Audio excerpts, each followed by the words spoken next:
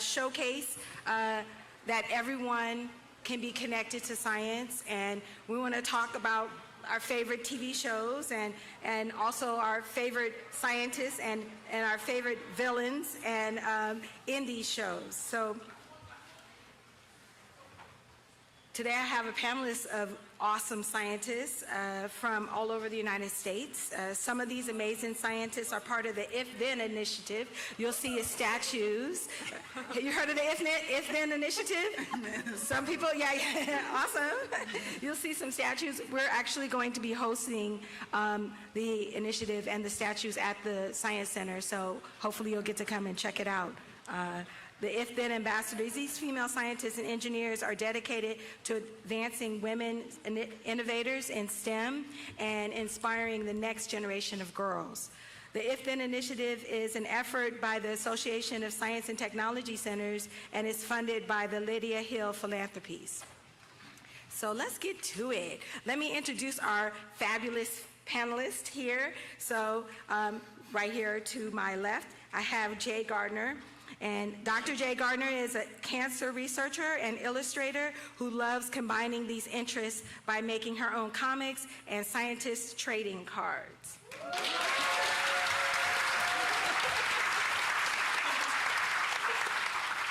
And next to Jay is Jasmine Sadler. Jasmine is a trained aerospace engineer and ballerina. And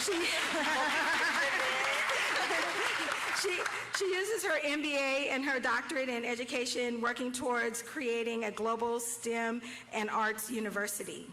And then, and next to Jasmine, I have James Yu. And James, with his deep baritone and his stated professional goal of finding trace levels of cancer in blood, James is somewhat sometimes confused with the Elizabeth Holmes of the world, but instead of dropping out of Stanford to pursue shady business interests, he graduated with a PhD in yeast ranching from UC Irvine. Let's give a hand for James.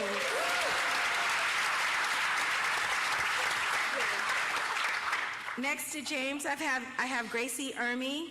Gracie's career has centered around building artificial intelligence to support environmental research and decision making. And in her free time, she loves to knit and play with her puppy, Margot.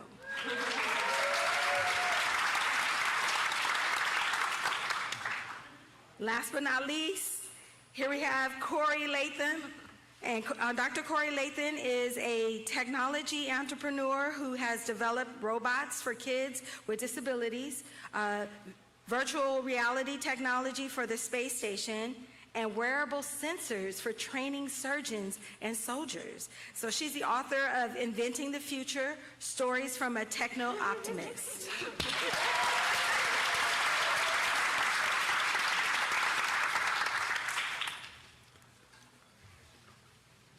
So let's get to it. Who's your favorite or least favorite, whichever you want, science villain? Who wants to go first? I can go. Okay. So, I really love Despicable Me. Whether or not you consider Gru a scientist can be up for debate because, you know, he has a collaborator that makes the boogie robots or cookie robots, depending on what you understood. But in that movie, Vector is hilarious because it's with both direction and magnitude. Are we going down the line? We can go down the line. I think my favorite is Dr. Evil, honestly. I mean, come on.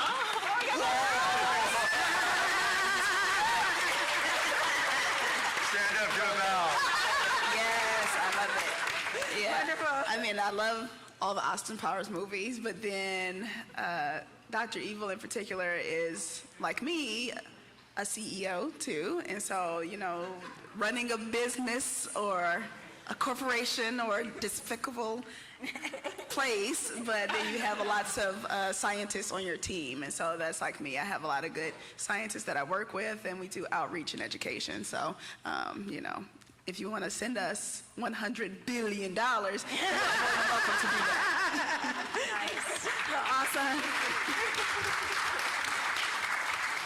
Awesome. I think for me, something to think about is like scientists are generally a pretty like meek, like mild-mannered like people, and so like when they're like turned really creepy, like that's like the villain like I'm totally into.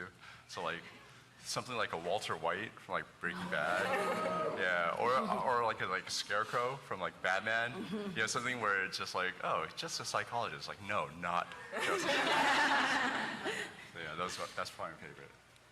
Yeah, so I'm dressed as Dr. Octavius from Spider-Verse, so she gets an honorable mention.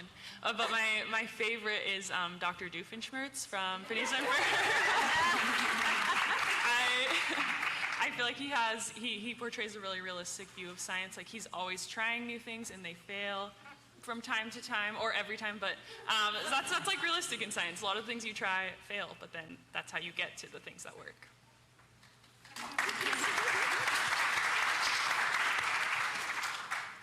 So I feel like I have to say Poison Ivy. And especially in the new animated series, I just think she is such a badass. And so I share her power and her passion, and so I think I have to stick with Poison Ivy.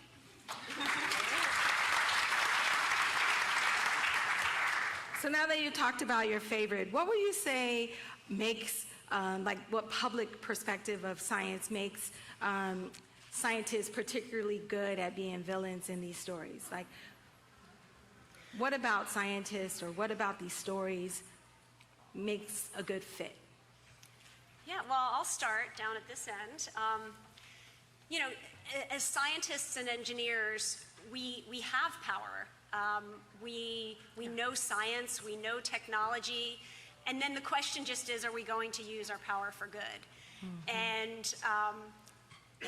And it's not always a clear-cut question, right? I mean, so the public perception of the misunderstood scientist or the misunderstood engineer, if I think about the Star Trek Borg, they use their power to reduce people's autonomy. They gave them great power and great capabilities, but complete loss of autonomy.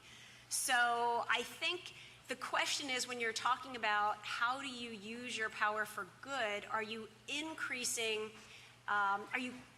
people's independence? Are you increasing our ability to build empathy with each other through technology? So I think we have a lot of fear in the public about technology, like AI and robotics.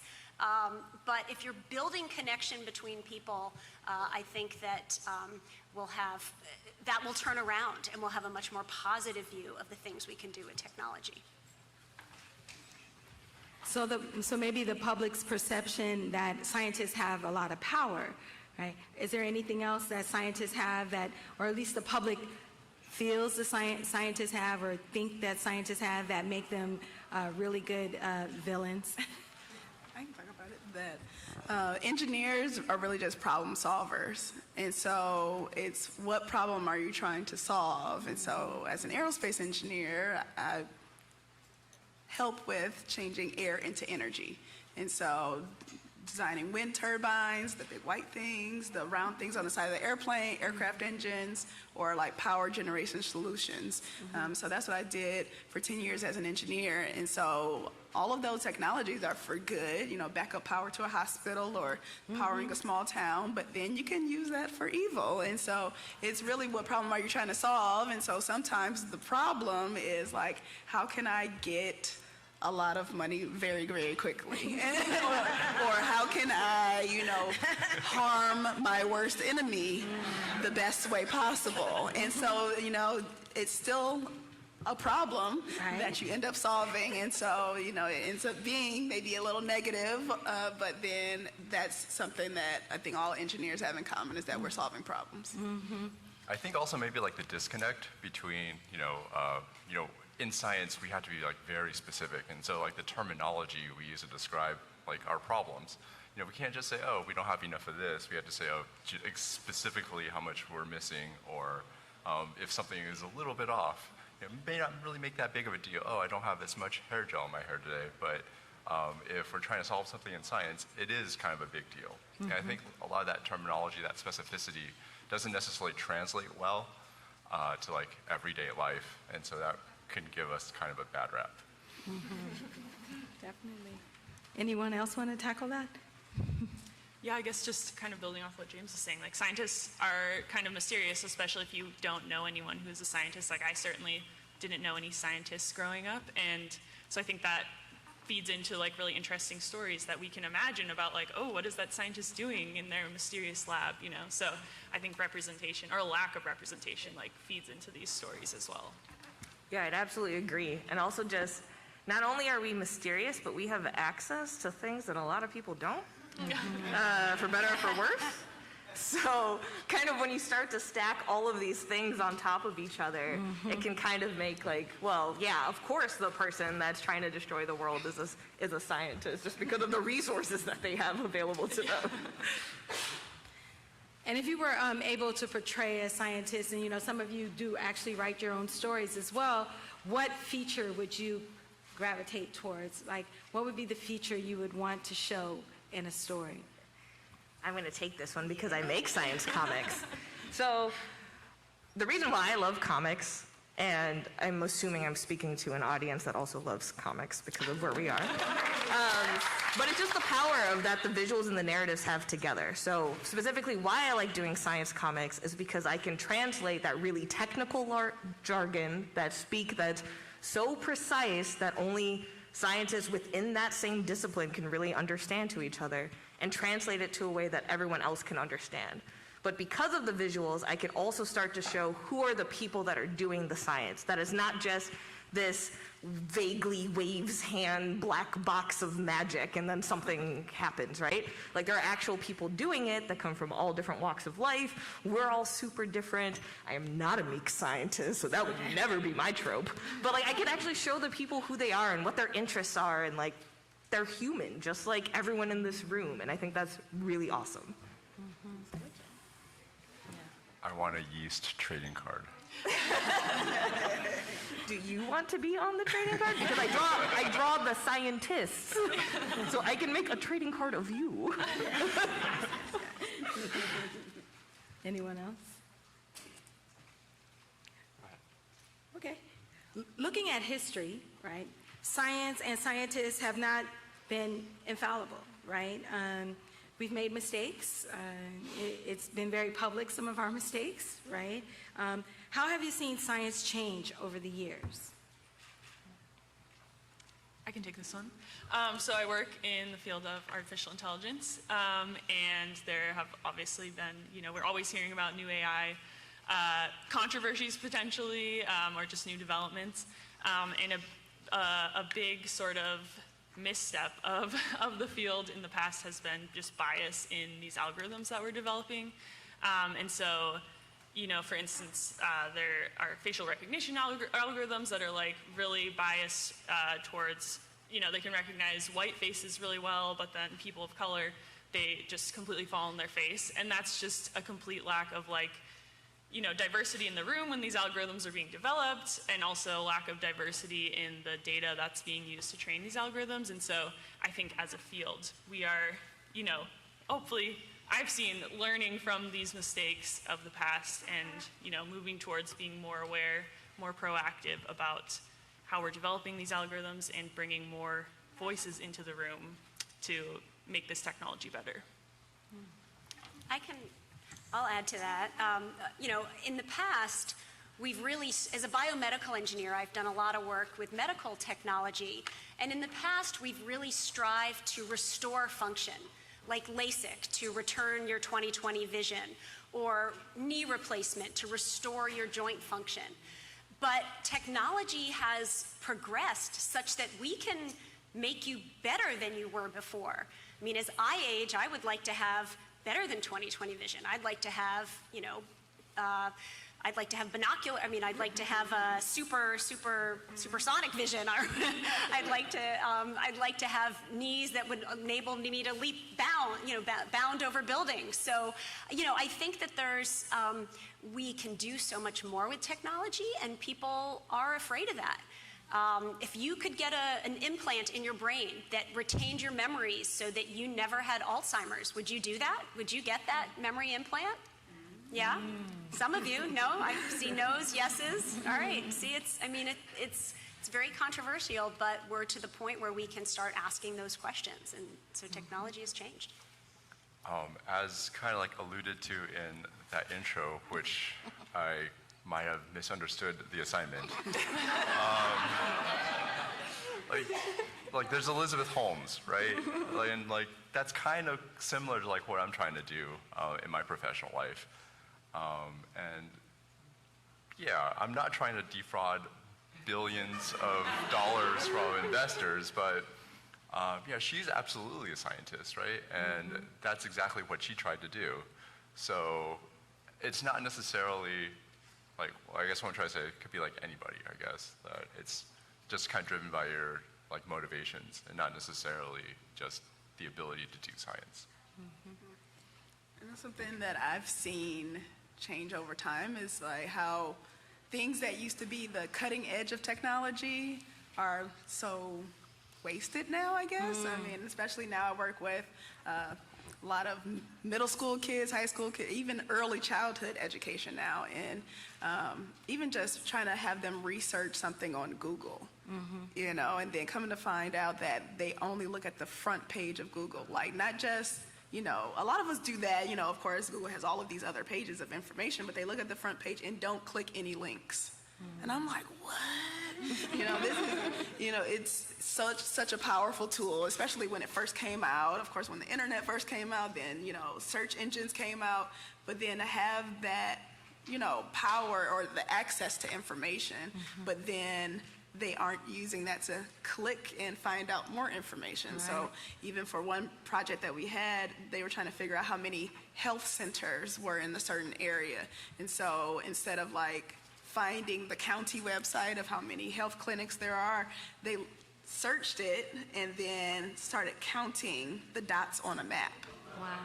And I'm like, okay, that's one way, but then you can go to the county's website and click on it, and then it tells you, how many are in that, that city or that area. And so, things that used to be so powerful for us growing up, or, even now, social media pages and things like that, the use that they were first created was groundbreaking, so important, so major, and now it's the afterthought. And so that's something that I've seen change over time, which is really interesting. Kind of just quickly build off on that, but in a little bit of a different direction. There's also the intended use of a product, and then how we as humans and consumers use it. So take AirTags, for example. I lose my stuff all the time. That's an ingenious invention, except when you have people that want to take AirTags and drop it in people's bags to be able to trail them, right? Sometimes it's not even the science itself, but it's just the other interpretations of how it's being used that kind of changes with history or makes it evil. And even our patience with it, right? Because now we want things to click real fast, and any kind of buffering, we're like, wait, what? 2 seconds? I have to wait 2 seconds? Yeah, things have changed. And speaking of change, though, what ways would you like to see scientists change about their interactions with the public? How would you like to see that change? I would just like to encourage more scientists to interact with the public. I think it can be scary to, speak in front of a crowd, but there's lower barriers to entry, or easier ways to sort of get your foot in the door with communicating with the public, and kind of a multitude of ways, however you communicate. Do you draw? Do you like to make comics like Jay? Do you like to speak to people face to face? There's so many different ways, and I think especially just talking about yourself as a whole human is so important. You don't have to just stick to the science. Just expressing yourself in a variety of ways is really important. Yeah, scientists are people too. Yeah. Like, sure, we may have but I mean, like for me anyways, like it's my job, right? Like my job isn't my entire identity. And so there's a lot more to me than just like, my job. So I like beer, I like video games, I like TV. Barb shaking her head. And so I think that's to kind of like know that, we're people too, and that we have like human interests. I think that's a good way of connecting to scientists overall. So this is kind of my favorite part of it all is this space of informal STEM education and informal STEM learning, that a lot of us just learn science and STEM in the classroom, and that's only part of education because you're only in a classroom for a certain amount of hours a day, and then once you are out of school, you're never in a classroom again. And if that's the only way that you're learning science, it's a missed opportunity. And so that there are opportunities within this informal STEM space, so after schools or summer camps or Saturday programs, or even as adults going back to school or engaging in a different way, that are a lot of missed opportunities to engage with actual scientists. And so learning more about what we do, who we are, all of that, but then just being role models and being able to see our statues all across the country is a way to engage and get people fired up about STEM. That never happens, in the classroom. Some teachers have been bringing in, some of our artifacts and some of our videos into their actual classroom curriculum, but, the difficulty in that is you have all of this red tape, the governments of school systems, school boards, principals, administration that you don't necessarily have to face within this informal education space where it's a nice complement to what you're learning in schools. Okay, I just want to also give a quick plug, to any locals around here, like the Fleet Science Center, which, I volunteer for, by the way. Yeah, go Fleet. They have a program, for example, called Two Scientists Walk in a Bar every quarter, right? And it's just they send two scientists, like me, by the way, to go out to some of the breweries around the county, literally to drink beer and talk to people about science. And so I would highly encourage you guys to log into the Fleet, look that up. Yeah, Andrew's gonna love this, right? Look that up, and come and share a beer with me. Buy me a beer, and I'll answer every question. Right? Scientists are human too. I like beer. And for the non-locals too, there are other places doing nerd nights or similar Two Scientists in a Bar or Pint of Science, I think they might be called, with very similar things all over the country. Absolutely. And I didn't even plant him there. Awesome. So what do you think public engagement with science and scientists, what do you think is the importance of that? Why is this so important? And what advice would you give to scientists that want to engage with the public? Besides, just do it.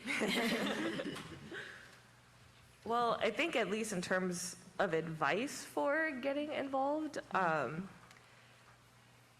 it's kind of a little bit of a backwards logic, because if you doing it, you think oh, I'm just helping all of these kids, or I'm doing a good deed, but it actually helps you talk about your science better.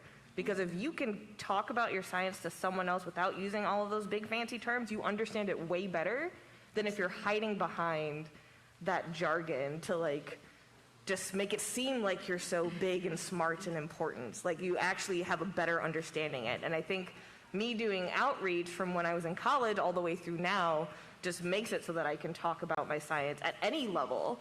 So even at the STEAM fair that we had today going on at the Comic-Con Museum, doing the exact same activity, but I'll talk to a 15-year-old and then I'll talk to a 5-year-old for the exact same activity, and I just have to do different starting points, doing based on what I think their knowledge is, and even sometimes just asking. So I think there's benefits for doing it in both ways that's really important, not just for showing people who scientists are and that we're not made to be put on a pedestal. Yes, I understand the irony as there is an orange statue of me right next to it. But, you know, like I just work hard. I'm not a genius, which is the other trope that they do for scientists as villains. Sure. Like I just worked really hard. I didn't get straight A's. I got C's in a lot of my science classes in college, but I just was really passionate about it and found the things that I like. And by doing outreach, I can also share that with others. Absolutely. Anyone else?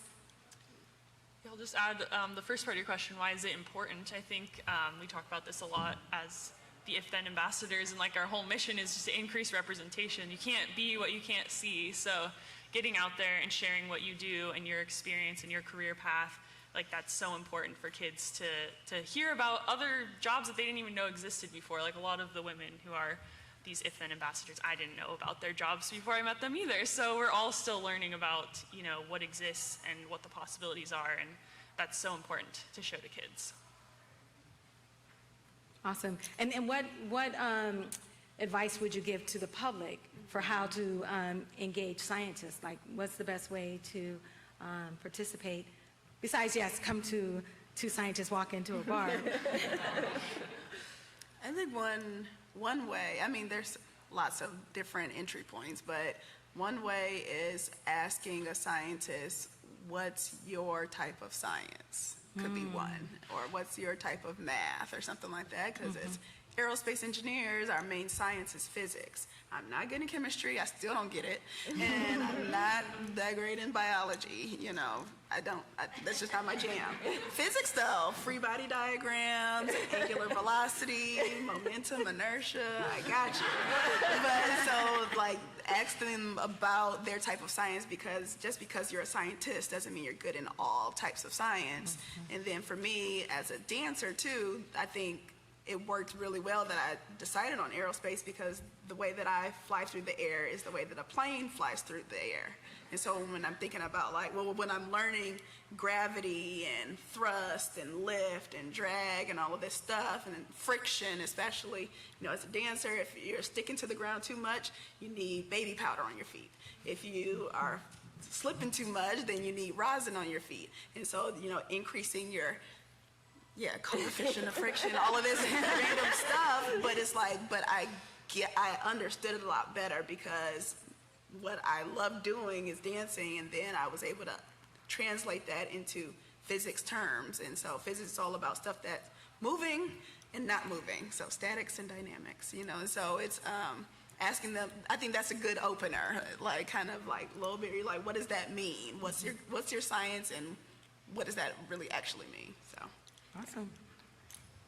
I think it's kind of cool if you like think, like for me anyways, I think about like the world through like science, like the lens of science, and I think that's actually a really cool way of like thinking about things. You know, you think about like the coefficient of friction and whatnot, and understand why pitchers are rubbing rosin on their fingers before like, you know, delivering their curveballs.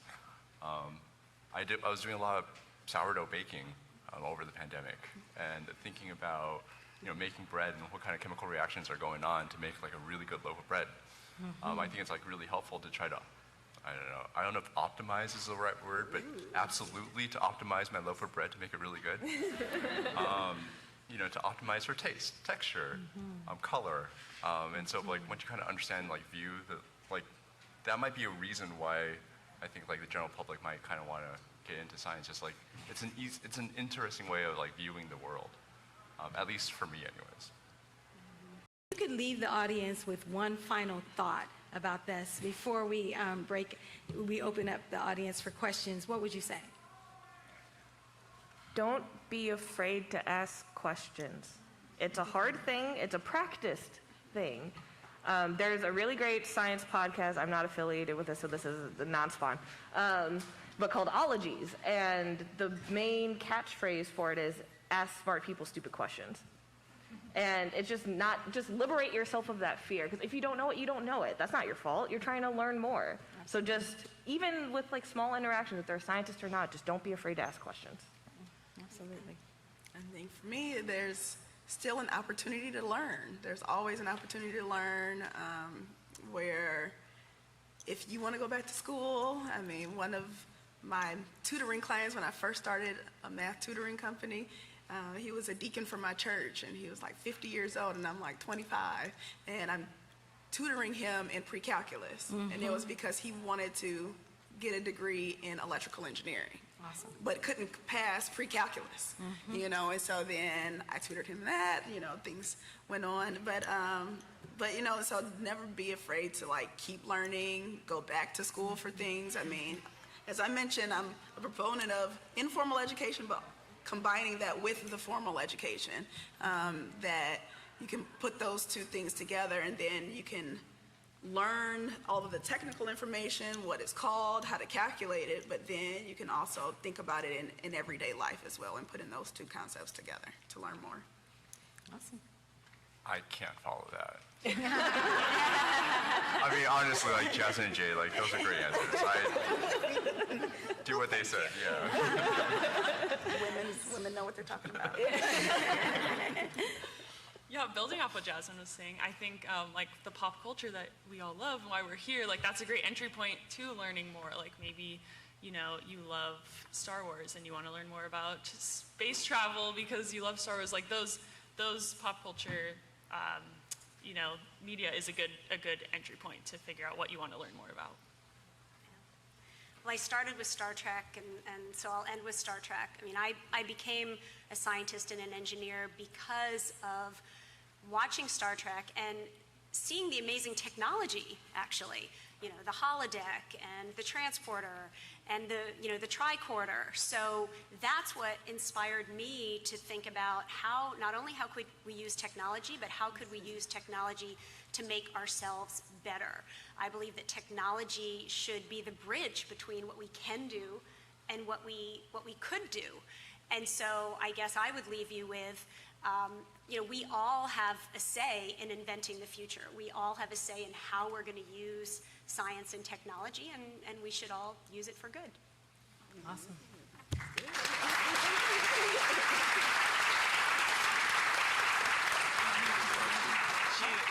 Oh, and my book, yeah. We're going to now open it up for questions. Yes, all the way in the very back. Yeah, stand up, yes. I just wanted to ask, one of my favorite quotes by Stephen Hawking says, the enemy of knowledge isn't ignorance, the enemy of knowledge is losing knowledge. In your field, as scientists, what is the most pervasive misinformation that you see online or media that you kind of are sick of? Did you hear the question? Yes. In your Part of field, it. the most pervasive misinformation that's out there that you're sick of? So I'm a cancer biologist. I promise you the government is not hiding a cure to cancer. So that's one. Two, that wouldn't even be possible because there are multiple cancers, and I don't even just mean from the different organs that they can originate from. If you have breast cancer, for example, there are 3 different types of breast cancer. So it'll be a different cure for each one, so there's no way that there's one cure that can treat all of them for all of the cancers in the body. So it's really cancers, but everyone has like a specific subtype. Anyone else? Well, I'll just throw in here, a lot of things are rocket science, so.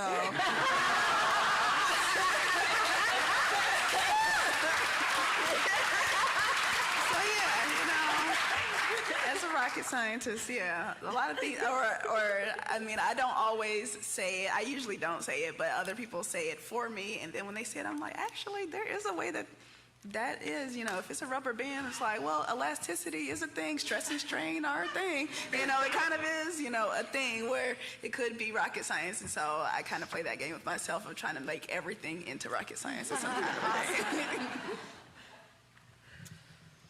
I guess I get a lot of people who I tell them, you know, I'm a computer scientist, and then they're like, oh, I could never, you know, and I think there's a lot of fields that it seems like, you know, you have to be a genius to go into them, but, and someone definitely touched on this before, but I would just say like coding is what I do a lot of the day, all day, and it really is something that just takes practice and time to learn. Like anyone can learn to code, so that's something I like to really push.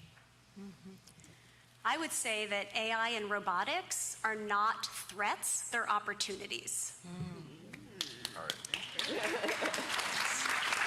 Sorry, I had to think for an answer. I think my biggest, like, the misrepresentation that bothers me the most is, like, when you think about chemistry, most things that you're mixing, and also DNA and all that stuff too, like in the labs, everything is mostly water, right? And so, like, it's not like some bright green flask mixed with some blue flask. It's literally drops of tiny bits of water.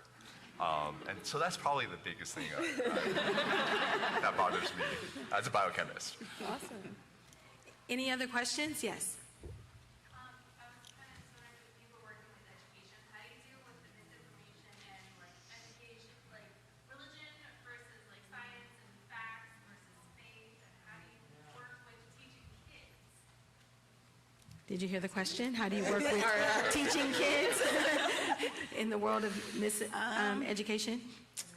So, I personally am a Christian, and so, well, I got my MBA at a Christian university in San Diego, Point Loma Nazarene University, and one big thing while I was getting my MBA was that they never pushed church on us, you know, while we're getting our MBA, but we had some lessons, some parables from the Bible that we brought into like our finance class and like investing and things like that. And then the biggest thing was, you know, as an entrepreneur, it's who you are. It's similar to being good or evil. You know, it's if that is your thing. I mean, for me, I believe God gave me the vision to own and run a STEAM university, and so that's what I'm doing. And so I say that loud and proud because that's what I honestly believe. But then it doesn't have to be all over my branding. It doesn't have to be all over everything. And so even like Forever 21, on all of their bags, they have John 3:16 on them. I don't know if people have noticed that, but you know, Chick-fil-A doesn't have, you know, everything, all the branding of everything, but you know, it's kind of embedded within that business. And so when it comes to teaching kids about, I don't teach about religion, I just am that model to them, you know, as a woman, as a black woman, as a scientist, as an engineer, as a believer, all of these different aspects of my identity, I have to stay true to them. And so, so I don't necessarily teach Christianity because I'm there to teach them, but it's part of me. And if that comes out in something that they may ask, then I can address it there. But I guess I'm more about like the misinformation of like COVID and global warming versus like listening to the science versus listening to people who are saying, no, it's fake news, science is wrong. well, yeah, we don't talk about that as much, but for me, I mean, I have a lot of conspiracy theories in my head going on, so, you know, I don't know which ones are true or not, and so then there's this big, I mean, okay, I'm not gonna steal this away, but, you know, there's a thing around like, what's truth and what's fact? And then, yeah, I know, cool, huh? Yeah, see if we can talk more, because, yeah, I mean, and especially, I think when children, especially when they're trying to figure things out, it's best to help them figure it out for themselves instead of telling them your own thoughts. I mean, for me, I have a lot of different thoughts, and they change over time. And then when I get more science, more data, more information, that may change. It may come back to what it was originally. And so, I mean, just like the scientific process, you have a hypothesis, and then you get more data to prove it. So, I mean, but some stuff you just don't know. Yes. I think that's the biggest thing. You just don't know. And so just go through this life doing the best you can. I don't have good. I think what you're saying actually kind of links the two questions to me. So another like misconception is that science is this very straight and narrow thing, that what we know now was just because of one test and that's it. Not that it's an iterative process, that we're doing multiple testing, and based on the observations that we make, we change how we think. So, for an example, the beginning of the pandemic with masking and how the messaging about that had changed over time. This is an example of the first time that the larger public can see science changing in real time. That's something that we're accustomed to, but not something that everyone else was. And that changed like a lot of faith in scientists, right? So kind of, I think you even, for your question, you kind of also hit on it, right? About like belief versus fact. And a part of it is the language that we use. So we don't say, I believe in gravity, right? Like that's something that we can physically feel, that we know is happening. But the two doesn't have to be mutually exclusive. And I'm not even a religious person, but it just doesn't have to be. So it's part of our language, part of knowing how science is done as a process, but also really developing critical thinking skills for others, like how Jasmine was saying, that they can come to the conclusions themselves. So when we engage with people, instead of instantly trying to badger and be like, no, you're wrong, no, that's like crazy or stupid, think about where they're coming from, where their information's coming from, have empathy, and ask questions. So it's like, oh, where did you hear that from? Because sometimes if you just press a little bit, they might be like, oh, I actually don't know. Like, oh, they just said it. And it's like, well, where did they get that information from? And just kind of keep pulling that thread that even if you don't have to say, no, that's wrong, they might come to that conclusion themselves. James, were you about to say something also? Not after that. Sorry. Absolutely. Were there any other questions? Yes. Ooh.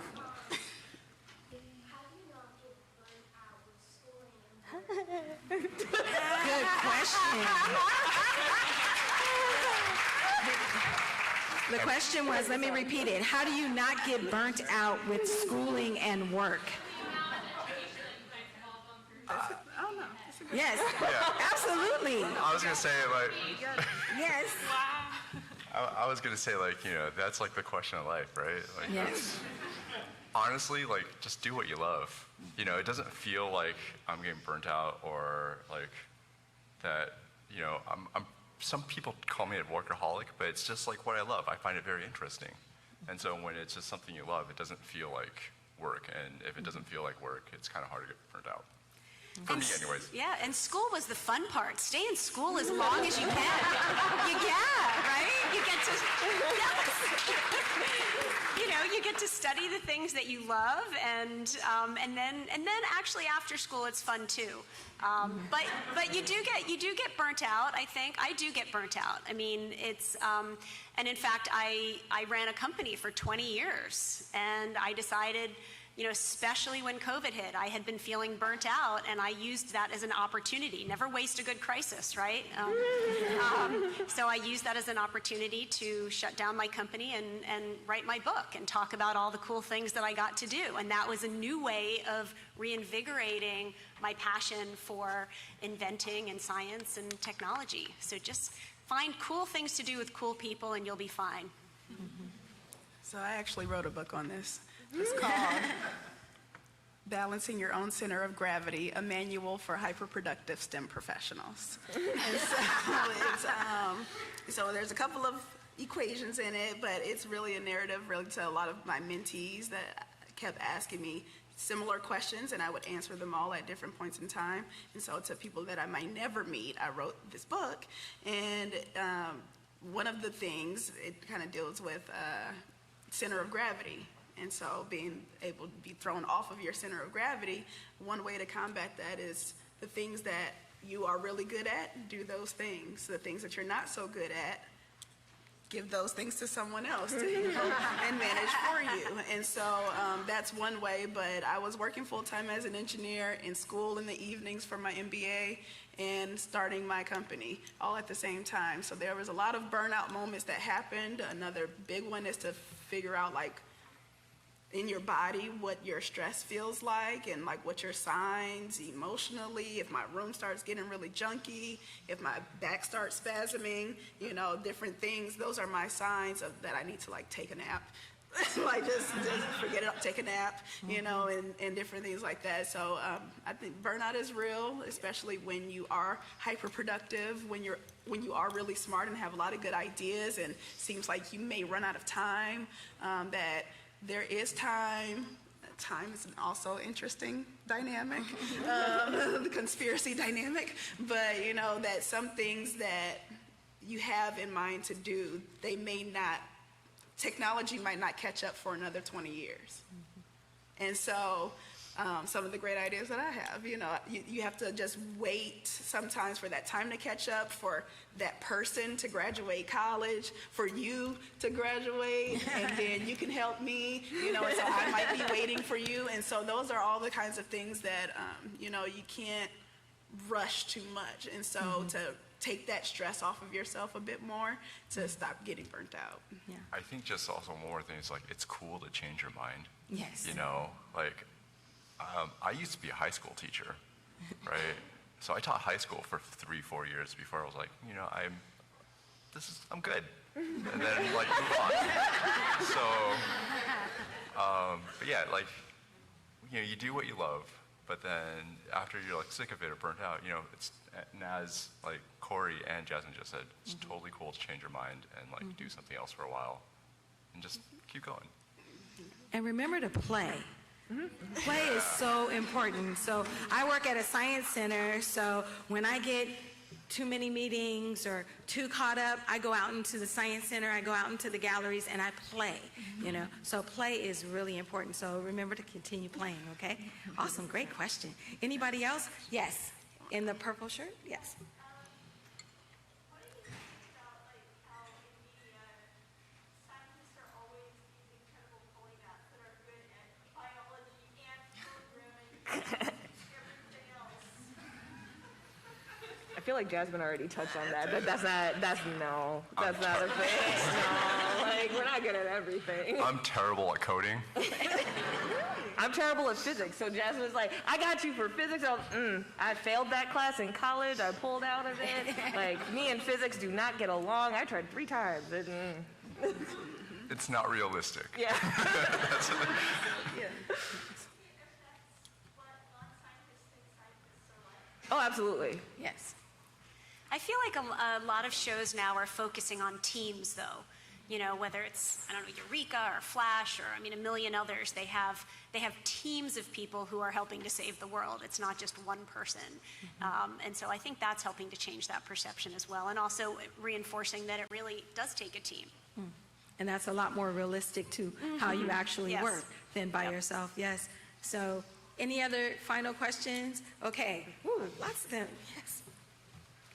I have a lot of friends that work in different science fields, and they all joke around with all the red tape, all the changes, all the capitalist issues and government changes and regulations that happen. They always joke, if this happens, this is my village origin story. So I was curious, for you guys, what's something that you would go, I need to cross the red tape, I need to still fight for researching this or doing this. What's your villain origin story? Oh my God, that is such a good What a great question. You do? You good? What is your villain origin story? I mean, oh, go ahead. Yeah. So my brother so similar to your friends though, but my older brother joked about this with me, and he's like, Jay, please keep a good lab notebook because I don't want you releasing something and then like I'm the one that has to figure out your notes to figure it out. So I feel just that instantly comes to mind. So I feel like what's more likely to happen with me is that something is going to go in a direction that I didn't expect it, which science always does. But it's going to be more me scrambling to try and like control it. And that could be seen as a hero, but I'm also kind of the problem, right? So it's kind of like me just constantly like, no, I need to keep working on this because I have to like undo this mess that I made. I was pretty much going to say the same thing. Like, I'm going to get in trouble for like, well, like I said, my coding sucks, but I'm going to like accidentally invent Ultron. And, like, my whole goal is just like cover it up. Right? And that's like my claim to like infamy. I think I already had my villain origin story. Yeah, the day I cried at work in the bathroom, that was probably like the real beginning of my villainy. Yeah, so being the only of a lot of things, but being the only woman on my team, being the only black person on my team, being the only young person on my team, all of those things. And so I was really working actively towards getting diversity and representation at my company while in school for my MBA, getting a 4.0 Student of the Year, all of that stuff, put on my performance appraisal. And then my boss just like deleted it off and said, this has nothing to do with your job as an engineer. And so it deleted off. And so all of the things that I was actually passionate about and was actually thinking I could change within the work corporate culture, to find out that I couldn't, and end up crying in the bathroom. Luckily, there's never anybody in the women's bathroom. So got to get my cry on, got it together, but then that's when I realized, like, I can't change the system, or, can't change this from the inside. I have to change from the outside. So that's when I quit and then started being this villain, or this activist for social justice and representation, to be honest. So, yeah. Awesome. I've been given the sign. Oh, that was such a good one. It was such a good question. Say it real quick. Okay, real quick. So exoskeleton, I'm doing exoskeleton for people with stroke. And know how I said AI and robotics are not threats? Well, in my villain story, they are. So I'm wearing this exoskeleton. It comes in, the AI takes over the exoskeleton. It puts its little, claws into me and takes over my brain, and I become this exoskeleton. So that's it.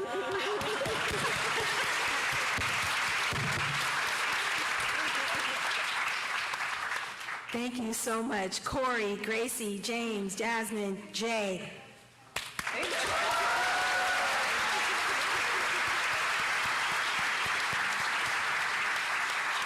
And thank you all for coming.